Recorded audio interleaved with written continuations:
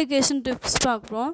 இப்போ அதில் வந்து ஹோல் ரூட் 1 cube + 2 cube = அப்படின்னு கொடுத்துருக்காங்க. அப்போ ஒன் க்யூப்பை பண்ணோம்னா 1 தான், 2 க்யூப் பண்ணால் 3. அப்போது 1 8ஐயும் ப்ளஸ் பண்ணோம்னா 9 ரூட் பண்ணோம்னா 3.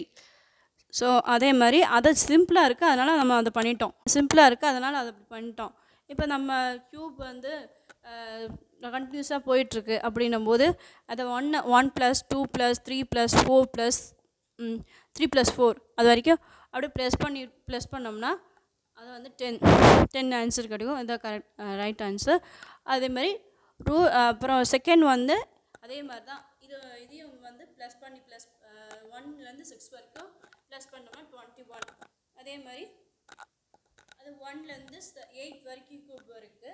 ஆனால் அப்போ க்யூப் பண்ணோம்னா 23.